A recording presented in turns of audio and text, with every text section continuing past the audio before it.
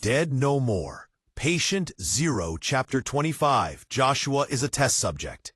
Doctor, he is more than just going to help you, said Harrington. He's going to be your test subject. If this asshole has any thoughts about double-crossing us or trying to poison us, the kid will die first, his slimy mind thought. Whatever he injects into the kid, he will inject into us, provided the brat lives. As the senator escorted me to a lab where Joshua was being held, I tried to mentally nudge the senator into letting Joshua go, but he wouldn't budge. I postulated that those with strong wills, dedicated to a singular purpose, could resist my mental nudging. I quickly devised a dangerous plan with a possible success rate of only 68.624%. I concentrated on sending my plan to Joshua and Joshua alone. He looked back at me and thought, "I trust you with my life, Dad."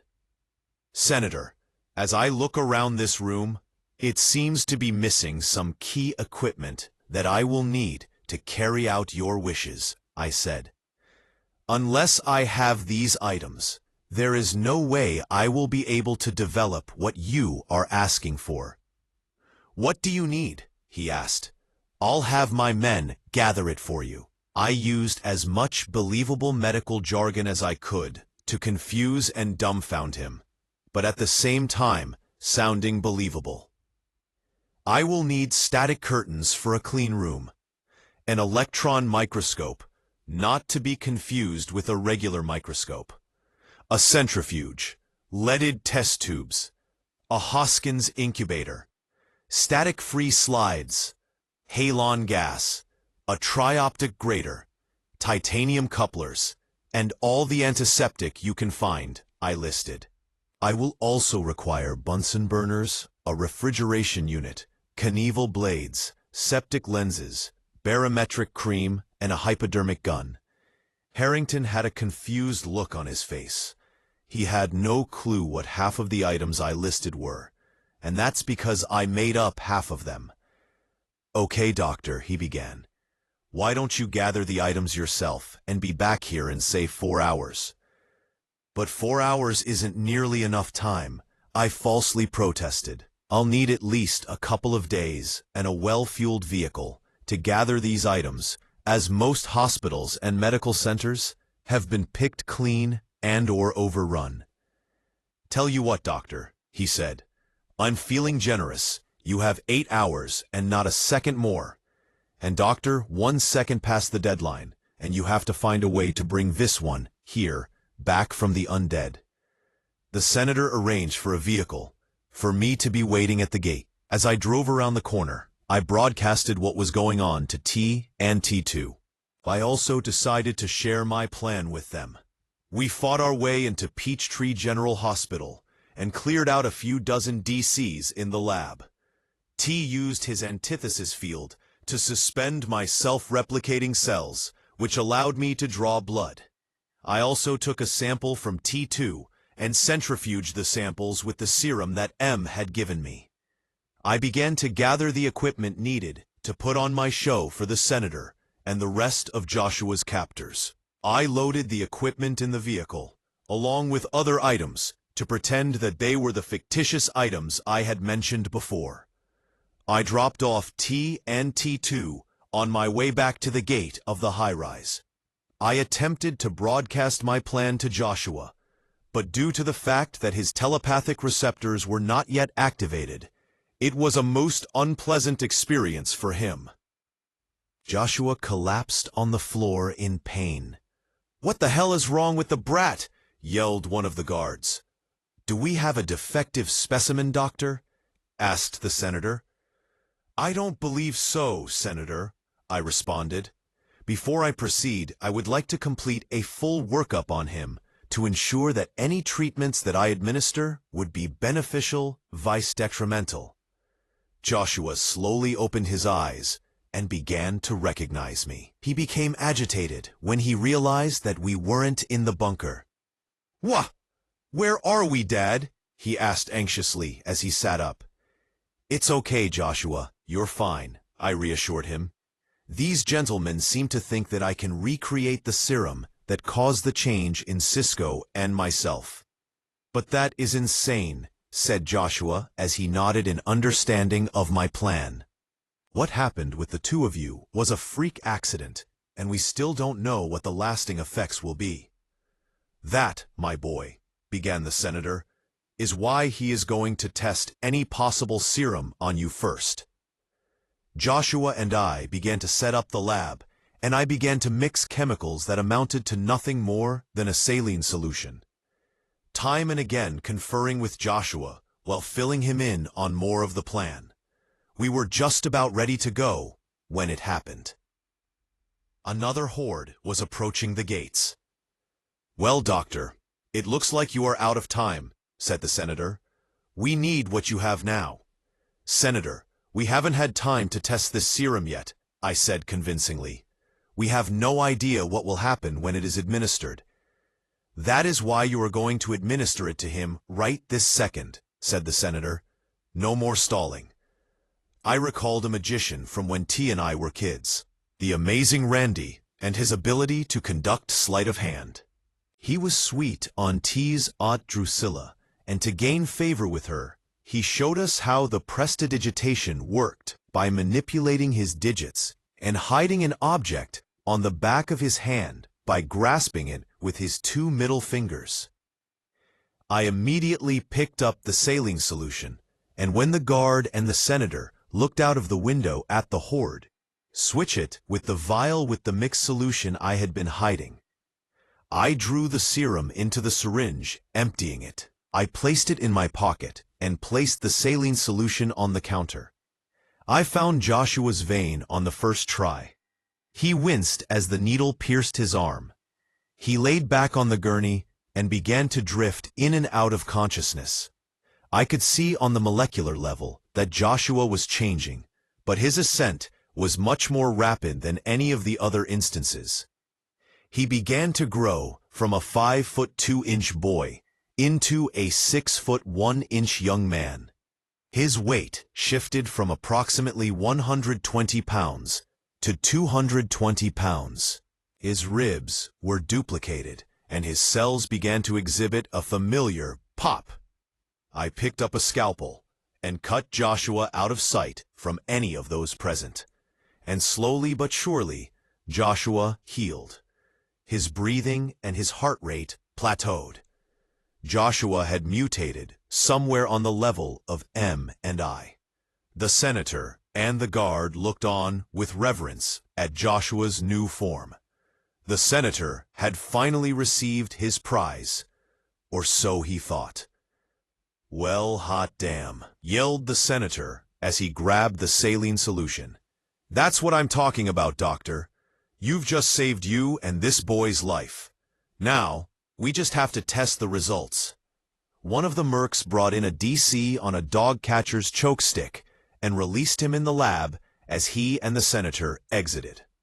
The DC approached me and then Joshua. He bit Joshua as I plunged the scalpel into its frontal cortex. The senator opened the door to see the teeth marks on Joshua's arm as they began to heal. Yes, sir, Bob, Doctor. You do outstanding work, he said as he held up the vial. This right here is going to make my partners and I very happy. You and the youth are free to take your leave. Good luck making it through that mess out there. The senator and the 8 other men, flanked by heavily armed mercs, made their way to the roof where a Super Huey helicopter awaited them. They flew northwest as the gate breached. The sound of the droning of the horde, with the backdrop of the gunfire, was deafening. Slowly but surely, the gunshots were replaced with screams being muffled by that horrible droning. I had to get Joshua out of there. Even though his arm healed, I could tell that something was wrong. Joshua's mind was all over the place. I picked him up and put him over my shoulder. We made it to the roof. The horde stretched out for miles around. I hoped and prayed that T and T2 made it to safety. The horde seemed to be following the copter on its northwest trajectory. But too many were still inside the makeshift gates as the last of the mercs fell. I decided to gamble and see if I could perhaps circumnavigate the horde underground. If I remembered correctly, Peachtree has underground malls. I returned to the lab, grabbed a pair of workman's gloves, and then hastened to the elevator shaft. I decided to slide down the cable instead of using the elevator so as not to draw any additional attention from the DCs. After landing on the top of the elevator, I placed Joshua on the top and leaned through the escape hatch. There were only a few DCs in view. I climbed down and dispatched the DCs as I heard the droning from above. I raced back to retrieve Joshua, and we made our way a few hundred yards south, which I was able to deduce from my vantage point on the roof would be clear of the dead, even if a few stragglers remained. I found a maintenance hatch that let us out only 2 blocks from where T and T2 were. The truck was gone, and there was no trace of either of them. Although all of my military and survival training said to stay put, my mind was flooded with images of Ma, T and me at the amusement park when we were kids. That day Ma stressed to us that if we got separated, we were to find the nearest policeman and wait with the officer. I carried Joshua for a little over a mile, and there was the truck, just as I'd hoped. And there were T and T2 clearing out some DCs in front of a police station. As I approached the pair, I heard the psst sound. Someone was attempting to get my attention. A quick scan led me to a man, a woman, and a child in an abandoned car. "Hey, mister, be careful. Those guys are monsters," said the man. "We just watched them kill about 50 of the undead, smiling the entire time. Be careful." "Sir, I trust those two with me and my son's life," I said as I motioned to Joshua. "You have nothing to fear from them. Do you have a place to stay?" "Is he okay? Was he bit?" asked the man. "Do you need help?" Was he bit? Why, yes he was, I thought to myself. He will be fine. We were just trying to get back to my friends over there, I said. We were trying to leave the city and decided to check the police station for weapons and ammo when that large group of the undead came through town, said the woman. We decided to sit tight and prayed to God that they bypassed us. "Mister, you look strong," said the boy. "Can you help us?" "JJ, that's not polite," snapped the father. "I'm sure this man has his own problems. It's okay. Truth be told, I didn't think there were many living people still in the city," I said. A quick scan showed no malice on either of their part. They were just trying to survive. "Gather whatever you can carry, and let's meet up with my friends." "Marv, what the hell happened to you?" asked T. "We saw that huge-ass horde and had to fight our way over here. Just like Ma always said, find the nearest policeman. I'm okay. But Joshua hasn't come to after I gave him the serum," I said. "His thoughts are all over the place, but he won't wake up. I think this might be some sort of mental chrysalis. Let's get him back to Eli, and maybe the two of you can figure out what is going on," said T. "And who are these fine folks? Where are my manners? This is, you know, in all the excitement, we never did exchange names. My name is Dr. Marvin Harris," I said. "This unconscious young man is my son Joshua, and these two are T and T2. We're so glad to meet some kind survivors," said the man. "My name is ARG." It was at that moment that a DC under the car that he was standing near grabbed him by the leg. "Jim!" screamed the lady. "Daddy!" screamed the little boy. The yells attracted the straggling DCs from blocks around.